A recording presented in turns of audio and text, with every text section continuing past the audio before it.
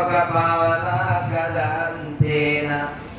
చూడండి, వాడికి ఆనందాన్ని కలిగించింది ఇంకో పావన, ఇంకో పావన, ఇంకో పావన, కానీ నిజంగా ఒక్క పావనే. అలాగే మనం కూడా చాలా మాట్లాడే వాళ్ళంతా వెళ్ళిపోండి. చాలా మంది భ్రమల్లోనే జీవితం గడిపి వెళ్ళిపోతుంటారు.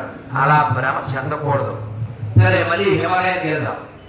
ఈ పక్షి ఎక్కడ వెళ్ళింది అని లోపలికి గుహాచి అని ఒక అప్సరస ఆవిడ అక్కడ తిరుగుతుంది. అది కూడా హిమాలయ దగ్గరలో అవుతుంది అని ఆయన దీవించాడు. మరి శివుడు వారు ఇస్తేనే కదా. అక్కడ శివుడేమో కథ చెప్పాడు. ఈ మధ్యలో మరి అర్థమైంది. ఆ పక్షి 16 ఏళ్ళ అబ్బాయి బట్టలు లేవు అని వెళ్ళిపోతున్నాడు. అక్కడ నదిలో అందమైన స్త్రీలు నగ్నంగా స్నానం చేస్తున్నారు. ఈ శివుడు వెళ్ళిపోతుంటే వాళ్ళు అలాగే ఉన్నారు, కదలలేదు. వ్యాసుడు వారు వెనకాల ఎత్తుంటే గబగబా వస్త్రాన్ని తీసి కప్పుకున్నారు. వ్యాసుడు వారు కోపం వచ్చింది. మా అబ్బాయి యంగ్ బాయ్, డ్రీమ్ బాయ్, వాడేమో వెళ్తుంటే మీరు మీకు ఇప్పుడు బాధ కలిగి మీకు బాధ తెలుస్తుందా, నెత్తి తెలుస్తుందా అని ఆయన పాట పాడతారు. అది ఎంత హృదయానికి అంటే మెల్ట్ అంటారు ఇంగ్లీష్లో, కరిగిపోతాం. ఆయన చెప్తారు వాళ్ళతో. మీరు ఎప్పుడు గుర్తుపెట్టుకోండి, అది గొప్ప ఉపదేశం. జీవహింస మానండి.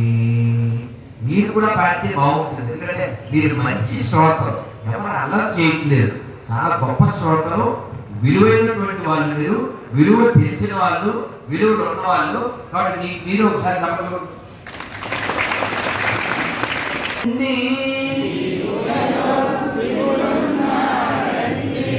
జీవులలో శివుడున్నాడండి,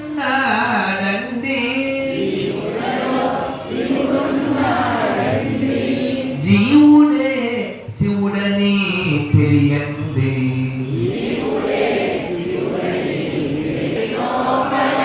ఆనక వెలిగే ఆత్మ ఒక్కటే తెలియండి.